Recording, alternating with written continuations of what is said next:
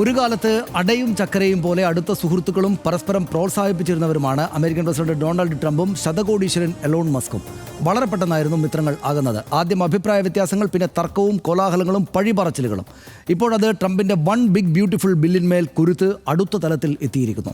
ട്രംപിനെ വെല്ലുവിളിച്ച് മസ്ക് പുതിയ രാഷ്ട്രീയ പാർട്ടി തന്നെ രൂപീകരിക്കുമെന്ന പ്രസ്താവനയാണ് ലോകത്തെ അമ്പരപ്പിച്ചിരിക്കുന്നത്. വൺ ബിഗ് ബ്യൂട്ടിഫുൾ ബിൽ പാസാക്കിയാൽ റിപ്പബ്ലിക്കൻസിനും ഡെമോക്രാറ്റുകൾക്കും ബദലായി രാഷ്ട്രീയ പാർട്ടി എന്നാണ് പ്രഖ്യാപനം. ട്രംപ് മസ്ക് പോര് അമേരിക്കൻ ഓഹരി വിപണിയിലടക്കം പ്രതിഫലിച്ചു തുടങ്ങി. ഇതെങ്ങനെ അമേരിക്കയെ ബാധിക്കും, ലോകത്തെ സ്വാധീനിക്കും? RDX വിശദമായി അന്വേഷിക്കുന്നു. ആദ്യം RDX റാപ്പിലേക്ക്.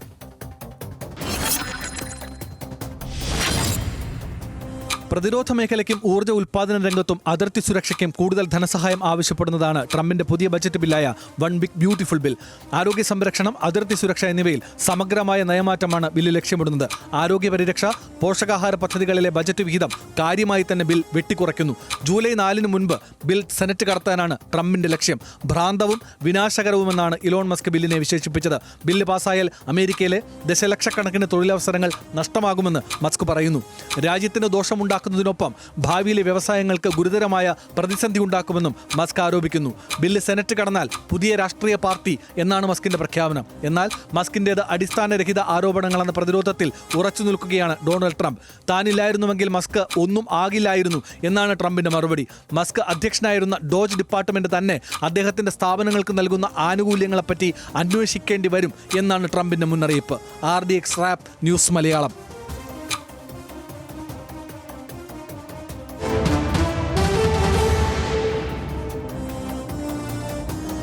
നമുക്ക് ഡാറ്റാ ഷീറ്റിൽ മറ്റു കാര്യങ്ങൾ പരിശോധിച്ച് വരാം. മസ്കിൻ്റെ വിമർശനം ഇതാണ് ട്രംപിനെതിരായിട്ടുള്ളത്. ഒരു ഏകകക്ഷി ഭരണം നടക്കുന്ന രാജ്യത്താണ് നമ്മൾ ജീവിക്കുന്നത് എന്ന കടുത്ത ആക്ഷേപം തന്നെ അദ്ദേഹം ഉന്നയിക്കുന്നു. ആ കക്ഷിയാണ് പോർക്കി പിഗ് പാർട്ടി എന്ന് മസ്കിൻ്റെ അതിരൂക്ഷമായ പരിഹാസമാണ് ഉണ്ടായിരിക്കുന്നത്. ജനങ്ങളെ കരുതുന്ന ഒരു രാഷ്ട്രീയ പാർട്ടിക്ക് അമേരിക്കയിൽ സമയമായി എന്ന് അദ്ദേഹം പ്രഖ്യാപിക്കുകയാണ് മസ്ക്. ഡെമോക്രാറ്റിക് റിപ്പബ്ലിക്കൻ പാർട്ടികൾക്ക് ബദലായി ഒരു പാർട്ടി ലക്ഷ്യമാണെന്നും മസ്ക് പറഞ്ഞു. എന്താണ് നമ്മൾ കാണുന്നത്? ആദ്യ ഭരണകാലത്ത് കൊണ്ടുവന്ന നികുതി ഇളവുകൾ സ്ഥിരമാക്കും എന്ന് ബിഗ് ബ്യൂട്ടിഫുൾ ബിൽ അവതരിപ്പിച്ചുകൊണ്ട്, അല്ലെങ്കിൽ അതേക്കുറിച്ച് ട്രംപ് പറഞ്ഞു. കോർപ്പറേറ്റുകൾക്കും ഉയർന്ന വരുമാനക്കാർക്കും നികുതി ഇളവുകൾ ഉണ്ടാകുമെന്നാണ് കാണുന്നത്. പാരമ്പര്യ ഊർജ്ജ ഉൽപ്പാദന മേഖലയ്ക്ക് കൂടുതൽ സബ്സിഡി എന്നതൊരു പ്രഖ്യാപനമാണ്. കുടിയേറ്റം, അതിർത്തി സുരക്ഷ എന്നിവയ്ക്ക് വൻ തുക വകയിരുത്തും എന്ന് അദ്ദേഹം അമേരിക്ക തീരുമാനിച്ചിരിക്കുന്നു. മെഡിക്കെയ്ഡ്, കെയർ അടക്കമുള്ള ആരോഗ്യ സുരക്ഷാ പദ്ധതികളിൽ വൻ വെട്ടിച്ചുരുക്കലാണ് വരുത്തിയിരിക്കുന്നത്. ഗോൾഡൻ ഡോം എന്ന മിസൈൽ പ്രതിരോധത്തിനായി വലിയ നീക്കിയിരിപ്പ് അതുമായി ബന്ധപ്പെട്ട് ഉണ്ടാക്കിയിട്ടുണ്ട്. മസ്ക് വരുന്ന പ്രശ്നങ്ങൾ ഇവയാണ്. ട്രംപിൻ്റെ ബിഗ് ബ്യൂട്ടിഫുൾ ബിൽ അമിതമായി ചെലവ് വർദ്ധിപ്പിക്കുമെന്ന് മസ്ക് വിമർശിക്കുന്നു. ആ ബിൽ സാമ്പത്തിക ആഘാതം വർദ്ധിപ്പിക്കും, നാണയപ്പെരുപ്പം വർദ്ധിപ്പിക്കും എന്നതാണ് അദ്ദേഹം പറയുന്നത്. ഫെഡറൽ കമ്മി കൂട്ടുകയും പൗരന്മാരിലേക്ക് കടബാധ്യത പകരുമെന്നും മസ്ക് വിമർശിക്കുകയാണ്. ബിൽ നടപ്പായാൽ പലിശ അടക്കാൻ മാത്രമേ അമേരിക്കയ്ക്ക് സമയം കാണൂവെന്ന് മസ്ക് പറയുന്നു. ആരോഗ്യ പരിരക്ഷയെ ബാധിക്കും, സാധാരണ അമേരിക്കക്കാർക്ക് ബില്ല് തിരിച്ചടിയാകും എന്നതുൾപ്പെടെയുള്ള കാര്യങ്ങൾ അദ്ദേഹത്തിൻ്റെ വിമർശനത്തിലുണ്ട്. ബില്ലിലെ ചെലവ് നിർദ്ദേശങ്ങൾ അമേരിക്കൻ റിപ്പബ്ലിക്കൻ താല്പര്യങ്ങൾക്ക് വിരുദ്ധമാണ് എന്ന് മസ്ക് വിമർശിക്കുന്നു. മസ്കിൻ്റെ യഥാർത്ഥ പ്രശ്നം ഇതാണ്. ഇന്ധന പാരമ്പര്യ ഊർജ്ജങ്ങൾക്ക് ട്രംപിൻ്റെ ബിൽ കൂടുതൽ സബ്സിഡി നൽകുന്നു എന്നതാണ് അദ്ദേഹത്തിന് ബുദ്ധിമുട്ടുണ്ടാക്കിയിരിക്കുന്നത്. ഇലക്ട്രിക് വാഹന, സോളാർ നിർമ്മാണ ഭീമനായ മസ്കിൻ്റെ ബിസിനസ്സിന് ഇത് വലിയ തിരിച്ചടിയാണ് ഉണ്ടാക്കുക. മസ്കിൻ്റെ ബഹിരാകാശ കമ്പനി സ്പേസ് എക്സിന് നൽകുന്ന സബ്സിഡി ട്രംപ് ചോദ്യം ചെയ്തു. ഇത് സമീപകാലത്ത് സബ്സിഡികൾ നിർത്തിയാൽ മസ്ക് ദക്ഷിണാഫ്രിക്കയിലേക്ക് പോകേണ്ടി വരുമെന്നും ട്രംപ് രൂക്ഷ പരിഹാസവും വിമർശനവും നടത്തി. ട്രംപിൻ്റെ ക്യാമ്പയിന് പണവും ആൾബലവുമായി നിന്ന ശതകോടീശ്വരനാണ് എലോൺ മസ്ക് എന്ന് നമുക്ക് അറിയാം. ഇതിനകം തന്നെ വിജയശേഷം അമേരിക്കൻ ഭരണപരിഷ്കാര കമ്മീഷനായ ഡോജ് തലവനായിട്ട് മസ്കിനെ ട്രംപ് നിയോഗിക്കുകയായിരുന്നു. ട്രംപിൻ്റെ നാക്കും വാക്കുമായി അദ്ദേഹം പ്രവർത്തിച്ചു കുറച്ചു കാലം. 6 മാസത്തിന് ശേഷം പക്ഷേ ചുമതല ഒഴിയുകയും ചെയ്തു. പദവി ഒഴിയും മുമ്പേ ഇരുവരും തമ്മിൽ തർക്കമുണ്ടായിരുന്നുവെന്ന് അമേരിക്കൻ മാധ്യമങ്ങൾ ആ ഘട്ടത്തിൽ തന്നെ റിപ്പോർട്ട് ചെയ്തിരുന്നു. അങ്ങനെയാണ് ഈ ഒക്കച്ചങ്ങായിമാർ ഉടക്കിയത് എന്നാണ് നമ്മുടെ ഡാറ്റാ ഷീറ്റിൽ പറയുന്നത്. ഹർഷൻ, അതായത് ഈ ട്രംപും മസ്കും നമുക്ക് ഒരുപാട് തമാശ നിറഞ്ഞ നിമിഷങ്ങൾ RDX നൽകിയിട്ടുണ്ട്. ഇപ്പോൾ വീണ്ടും ഒരു പ്രശ്നം ഉണ്ടായിരിക്കുകയാണ്.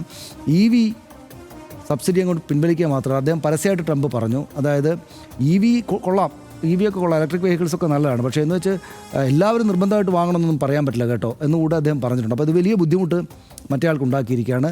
സുഹൃത്തുക്കളായിരുന്നവർ തമ്മിൽ തല്ലാണ്. റൈറ്റ്. അതിനകത്ത് ഇപ്പോൾ ഇതിലേറ്റവും രൂക്ഷമായ സംഗതി എനിക്ക് തോന്നിയത് ഈ മസ്ക് സൗത്ത് ആഫ്രിക്കയ്ക്ക് തിരിച്ചു പോകേണ്ടി വരുമെന്നാണ്. മസ്കിന് എളുപ്പത്തിൽ പറയാവുന്നതാണ് അങ്ങനെയാണെങ്കിൽ ട്രംപ് ജർമ്മനിക്ക് തിരിച്ചു പോകണം എന്ന്. എന്തായാലും ഇതിൽ ഈ രണ്ടുപേരുടെയും കാര്യം എടുത്താൽ രണ്ടുപേരും മുതലാളിമാരാണ്. രണ്ടുപേരും വലതുപക്ഷ രാഷ്ട്രീയത്തിൻ്റെ ഏറ്റവും ലോകത്തെ ഏറ്റവും മുകളിൽ നിൽക്കുന്ന രണ്ട് വ്യക്തിത്വങ്ങളാണ്. രണ്ടുപേർക്കും സ്വന്തം കച്ചവടമുണ്ട്. രണ്ടുപേരും ഭരണതലത്തിൽ രണ്ട് തരത്തിൽ ഇടപെടുന്നവരുമാണ്. പക്ഷേ ഇതിനകത്തുള്ള ഒരു പ്രശ്നം അപ്പോൾ പിന്നെ ഇവർക്ക് എവിടെയാണ് ഒരു ആശയതലത്തിൽ ഒരു ഭിന്നത ഉണ്ടാവുക എന്ന് നമ്മൾ സംശയിക്കാം. അതിലെനിക്ക് തോന്നുന്ന ഒരു കാര്യം എന്താണെന്ന് വെച്ച് കഴിഞ്ഞാൽ ട്രംപിനെ സംബന്ധിച്ചിടത്തോളം ഈ വിഷയങ്ങളെല്ലാം അവതരിപ്പിക്കേണ്ടതും നടപ്പാക്കേണ്ടതും അതായത് അദ്ദേഹത്തെ പൊളിറ്റിക്കലായും പോപ്പുലിസ്റ്റായിട്ടുമാണ് ഈ വിഷയങ്ങളെ മുഴുവൻ കൈകാര്യം ചെയ്യുന്നതെങ്കിൽ മസ്ക് ഇത് കൈകാര്യം ചെയ്യുന്നത് ഐഡിയോളജിക്കലായിട്ടാണ്. പൂർണ്ണമായി ആ വലത് യുക്തിയിൽ നിന്ന് സമ്പൂർണ്ണമായി അതിൻ്റെ മുതലാളിത്ത സ്വഭാവത്തിൽ ഈ കാര്യങ്ങളെ പൂർണ്ണമായി വിലയിരുത്തിക്കൊണ്ട് അതിനെ കച്ചവടത്തെ എങ്ങനെ മുന്നോട്ട് കൊണ്ടുപോകാം എന്നത് തന്നെയാണ് അദ്ദേഹം പ്രധാനമായും മുന്നോട്ട് വയ്ക്കുന്ന വിഷയം. പക്ഷേ ട്രംപിനത് പറ്റത്തില്ല. ട്രംപിനെ സംബന്ധിച്ചിടത്തോളം ഇപ്പോൾ ട്രംപിന് വോട്ട് ചെയ്ത ആളുകളെ നോക്കിക്കഴിഞ്ഞാൽ നമ്മൾ കഴിഞ്ഞ ദിവസവും ചർച്ച ചെയ്തിരുന്നല്ലോ, ന്യൂയോർക്ക് മേയർ തെരഞ്ഞെടുപ്പുമായി ബന്ധപ്പെട്ടുള്ള ചർച്ചകൾ വന്നപ്പോൾ. അതായത് സാധാരണക്കാർ ഒത്തിരി വോട്ട് ചെയ്തിട്ടുണ്ട്.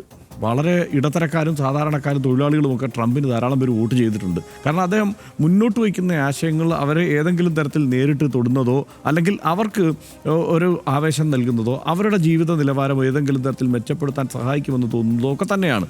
അതേസമയം അദ്ദേഹം ഈ ബില്ലിൽ കൃത്യമായി വൻകിട കമ്പനികൾക്ക് വേണ്ട ആനുകൂല്യങ്ങൾ, കോർപ്പറേറ്റുകൾക്ക് വേണ്ട ആനുകൂല്യങ്ങളെല്ലാം നൽകുമ്പോൾ തന്നെ അവർ സാധാരണക്കാർക്ക് വേണ്ട ഈ ട്രംപിൻ്റെ ബില്ലിൽ വളരെ സാധാരണക്കാർക്ക് വേണ്ട ചില പൊടിക്കൈകൾ ഒളിപ്പിച്ചു വെച്ചിട്ടുണ്ട്. അതായത് ഈ ടിപ്പ് നമ്മുടെ ഇവിടെ ഒരു വലിയ സംഗതി അല്ലെങ്കിലും അവിടെ വലിയ സംഗതിയാണ്. അപ്പോൾ ടിപ്പിന് ടാക്സ് വേണ്ട, ഓവർ ടൈം ഡ്യൂട്ടിക്ക് ടാക്സ് വേണ്ട, ഇതൊക്കെ സാധാരണക്കാരനെ പെട്ടെന്ന് തൊടുന്ന സംഗതികളാണ്. അപ്പോൾ അതുകൊണ്ട് ആ നിലയ്ക്ക് ചില കാര്യങ്ങൾ കൂടി ട്രംപ് ഇതിനെ അവതരിപ്പിക്കുന്നു. പക്ഷേ മസ്ക് ഈ ഇടപാടുകളോടൊന്നും ഒരു യോജിപ്പുള്ള സംഗതിയല്ല. ഇത് സമ്പൂർണ്ണമായി സ്വതന്ത്രമായ മാർക്കറ്റ്, സർക്കാരിൻ്റെ ഇടപെടൽ പൂർണ്ണമായും ഇല്ലാത്ത തരത്തിൽ കാര്യങ്ങൾ മുന്നോട്ട് പോകുന്ന ഒരു സാഹചര്യം, സർക്കാരിനെ ബിസിനസ്സിൽ നിന്ന് പരമാവധി അകറ്റുക, ആ ബിസിനസ് എന്നുള്ളത് പൂർണ്ണമായും ഈ പറയുന്നത് പോലെ ഈ ഒരു ഓപ്പൺ മാർക്കറ്റിലേക്ക് ആ ബിസിനസ്സിനെ കൊണ്ടുവരിക എന്നുള്ളത് തന്നെയാണ് മസ്ക് ഇതിനെ അവതരിപ്പിക്കുകയും ഉദ്ദേശിക്കുകയും ചെയ്യുന്നത്.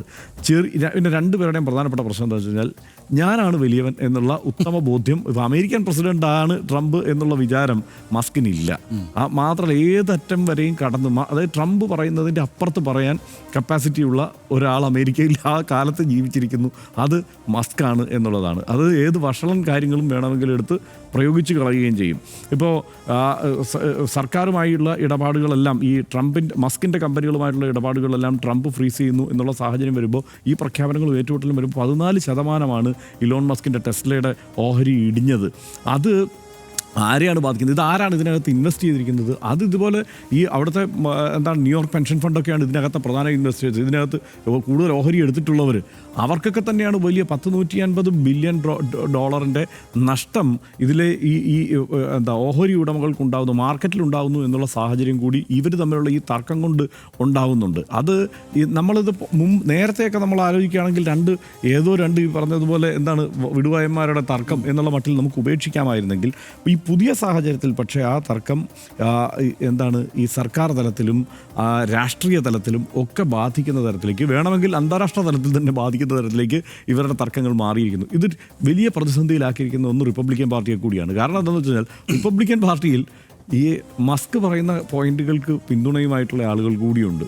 അപ്പോൾ ഇപ്പോൾ ഒരു പുതിയ പാർട്ടി എന്നുള്ള നിലയ്ക്കുള്ള പ്രഖ്യാപനവും ആലോചനയും കൂടി ഉണ്ടാകുമ്പോൾ ഈ കാലം എന്നുള്ളത് ഒരുപക്ഷെ അമേരിക്ക ഇതുവരെ കണ്ടിട്ടില്ലാത്ത ചില മാറ്റങ്ങൾക്ക് കൂടി കാരണമാകുന്ന ഒരു കാലമാകുമോ എന്ന സംശയമുണ്ട്. നിശ്ചയമായിട്ടും. അതിനകത്ത് ഒരു കാര്യമുള്ളത് ഹർഷൻ, അതായത് ഈ പുതിയ പാർട്ടി ഉണ്ടാകുന്നത് കേട്ടപ്പോൾ എനിക്ക് പെട്ടെന്ന് PV അൻവർ ഓർമ്മ വന്നു. അതായത് ഒരു മുതലാളി നിന്നിട്ട് ഈ അദ്ദേഹത്തിൻ്റെ ബിസിനസ്സും എല്ലാം നൈസായിട്ട് ട്രംപിനോട് ചേർന്നങ്ങ് നടത്താമെന്ന് വിചാരിച്ചപ്പോൾ ഇവർ തമ്മിൽ വഴക്കായപ്പോൾ അടുത്ത പാർട്ടിയും കൊണ്ട് ഞാൻ വരുന്നതാണ്.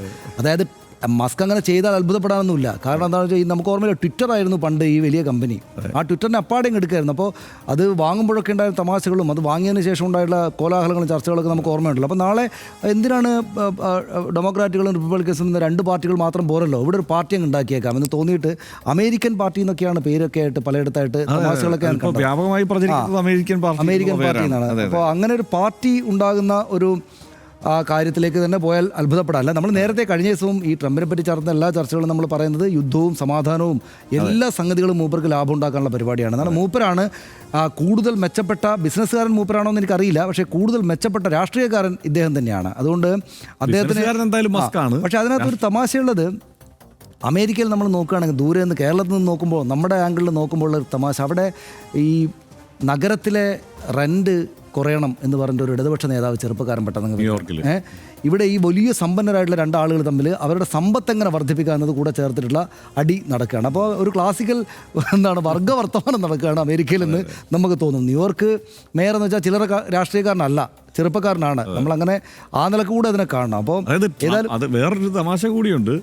ട്രംപിന് വോട്ട് ചെയ്ത ആളുകളെയാണ് അവിടെ ന്യൂയോർക്ക് മേയർ തെരഞ്ഞെടുപ്പിൽ ഈ പറയുന്ന ഇടതുപക്ഷക്കാരന് ഉന്നവിടുന്നത് എന്നത് കൂടിയുണ്ട്. കാരണം അവിടെ എന്താണോ, അതായത് ട്രംപിന് വോട്ട് ചെയ്യാനുള്ള കാരണങ്ങൾ എന്താണെന്ന് തേടി പിടിച്ച് ആ കാരണങ്ങളെ ഫോക്കസ് ചെയ്തിട്ടുള്ള പ്രചാരണം കൂടിയാണ് പുള്ളി നടത്തുന്നത്. അതെ, ഏതായാലും അതിൽ കൂടുതൽ പറയാനില്ല. അതിനകത്ത് ഈ പറഞ്ഞ പോലെ ഇപ്പോൾ ഈ നമ്മുടെ ഒരുപാട് കാര്യങ്ങൾ ഇവരുടെ മൊത്തം ഈ തമാശയായതുകൊണ്ട്, ഈ ഇവർ രണ്ടുപേരും ചേർന്ന് നടന്ന വർത്തമാനങ്ങളൊക്കെ ആകെപ്പാട് ഒരു കോമഡി ലെവലിലായതുകൊണ്ട് നേരത്തെ തന്നെ ട്രംപിൻ്റെ ഈ വളരെ സീരിയസ് ആയിട്ടുള്ള അന്താരാഷ്ട്ര കാര്യങ്ങളിൽ പറയുമ്പോഴും ഇയാൾ വളരെ കോമഡിയാണല്ലോ ഈ പറയുന്നത്. അതുകൊണ്ട് പെട്ടെന്ന് സിനിമാ സംഗതികൾ പക്ഷേ അത് ആഗോളതലത്തിൽ ബാധിക്കുന്നു. വലിയ തരത്തിൽ ബാധിക്കും. ഈ പറയുന്ന ബാധിച്ചത് നെട്ടൂരാണോണോ കളി സാധനമുണ്ടല്ലോ നമ്മുടെ മോഹൻലാൽ പറയുന്നത്, പറയാൻ പാടാ. അതുപോലെയാണ് ഈ മസ്ക് ട്രംപിനോടാണ് പറയുന്നത്, ഞാൻ വരാം, ഞാനൊരു രാഷ്ട്രീയ പാർട്ടിയായിട്ട് തന്നെ വരാം, ഞാൻ വിളിച്ചത്ര മുദ്രാവാക്യം നിങ്ങൾ വിളിച്ചിട്ടില്ല എന്നുള്ള മട്ടിൽ വരുന്നതാണ് എനിക്ക് തോന്നുന്നത്. കാരണം ഈ ഒരു ഇലോൺ മസ്കിന് വളരെ കൃത്യമായ കച്ചവട താല്പര്യങ്ങളുണ്ടായിരുന്നു. ആ കച്ചവട താല്പര്യങ്ങളെ വേറൊരു തരത്തിൽ, അതായത് ഈ മേക്ക് അമേരിക്ക ഗ്രേറ്റ് അഗെയിൻ എന്നുള്ള ട്രംപിൻ്റെ മുദ്രാവാക്യത്തോട് ചേർന്ന് നിൽക്കുന്ന കാര്യങ്ങളൊക്കെ തന്നെയായിരുന്നു, നിർദ്ദേശങ്ങളൊക്കെ തന്നെയായിരുന്നു മസ്കിന് വെക്കാനുണ്ടായിരുന്നത്. പക്ഷെ ഒറ്റ കാര്യമുള്ളൂ, ഞങ്ങളുടെ നാട്ടിലൊക്കെ പറയും ഒരു നാഴി വേറൊരു നാഴിക്കകത്ത് ഇറങ്ങില്ല. അതാണ് യഥാർത്ഥത്തിൽ ഒരു കാര്യമുള്ളത്. ഈ EV ഇലക്ട്രിക് വെഹിക്കിൾസ് എന്നുള്ള സംവിധാനത്തിൻ്റെ മുന്നോട്ട് പോക്കിനെ തന്നെയും ഒരു പരിധിവരെയൊക്കെ സ്വാധീനിക്കാവുന്ന ചർച്ചകൾ കൂടിയാണ് കേട്ടോ ഈ നടക്കുന്നത് അമേരിക്ക പോലൊരു സ്ഥലത്തുള്ളത്. ട്രംപും എലോൺ മസ്കും തമ്മിലുണ്ടായിരുന്ന ബ്രോമാൻസ് വിശ്വപ്രസിദ്ധമാണ്. പരസ്പരം പുകഴ്ത്തിയും പൊക്കിയും ഇരുവരും മെയ്ക്ക് അമേരിക്ക ഗ്രേറ്റ് അഗെയിൻ എന്ന് വിളിച്ചത് എത്രത്തോളം സത്യസന്ധമായാണെന്ന് അന്നേ അന്താരാഷ്ട്ര നിരീക്ഷകർ സംശയിച്ചിരുന്നു. അമേരിക്കൻ പ്രസിഡന്റ് ആവുന്നതിനും ഏറെ മുമ്പേ ട്രംപ് ഒന്നാന്തരം കച്ചവടക്കാരനാണ്. അമേരിക്കൻ പ്രസിഡന്റായ ശേഷവും ട്രംപിൻ്റേത് കച്ചവട കണ്ണാണ് എന്നാണ് വിമർശം. ട്രംപിൻ്റെ ബിഗ് ബ്യൂട്ടിഫുൾ ബില്ലിലും ആ ഉന്നമുണ്ടെന്ന് അമേരിക്കൻ മാധ്യമങ്ങൾ ചൂണ്ടിക്കാട്ടുന്നു. എന്നാൽ ഇതിനെ എതിർക്കുന്ന എലോൺ മസ്ക് അമേരിക്കയിലെ സാധാരണ ജനതയ്ക്ക് വേണ്ടിയാണ് സംസാരിക്കുന്നത് എന്ന് കരുതാൻ ഒട്ടും വയ്യ. ട്രംപിനേക്കാൾ വലിയ കച്ചവടക്കാരനാണ് മസ്ക്. പാരമ്പര്യവാദിയായ ട്രംപിന് കൂടുതൽ എണ്ണ വിൽക്കണം. പ്രസിഡൻഷ്യൽ ഇനാഗുറേഷന് ശേഷമുള്ള ആദ്യ പ്രസംഗത്തിൽ ട്രംപ് പറഞ്ഞ് ഡിഗ് ബേബി ഡിഗ് എന്നാണ്. EV കച്ചവടക്കാരനായ മസ്കിന് കൂടുതൽ ഇലക്ട്രിക് വാഹനങ്ങൾ വിൽക്കണം, അതാണ് അയാളുടെ ആവശ്യം. ലോകം ഹരിത ഊർജ്ജങ്ങളെ കൂടുതലായി സ്വീകരിക്കുന്ന കാലമാണിത്. അതേസമയം ഇലക്ട്രോണിക് വാഹന ഭീമനായ മസ്കിൻ്റെ ആവശ്യം അമേരിക്കക്കാരൻ്റെ ശ്വാസകോശ സംരക്ഷണമല്ല, കൂടുതൽ ടെസ്ല കാറുകൾ വിൽക്കലാണ്. ചുരുക്കത്തിൽ കോർപ്പറേറ്റ് കുത്തക ഭീമനായ പ്രസിഡന്റിനും ഭാവിയിൽ പ്രസിഡന്റാകാൻ ആഗ്രഹിക്കുന്നെന്ന് കരുതപ്പെടുന്ന കോർപ്പറേറ്റ് ഭീമനും നടുവിൽ പെട്ടുപോകുന്നത് സാധാരണക്കാരായ അമേരിക്കക്കാരാണ്. അമേരിക്കക്കാർ മാത്രമല്ല, ലോകത്തെമ്പാടുള്ള ആളുകളാണ്. മുതലാളിത്തത്തിന് ഒരൊറ്റ കണ്ണേ ഉള്ളൂ, അത് ലാഭത്തിലാണ് എന്ന് ഈ സംഭവ വികാസങ്ങൾ വീണ്ടും ഓർമ്മിപ്പിക്കുന്നു.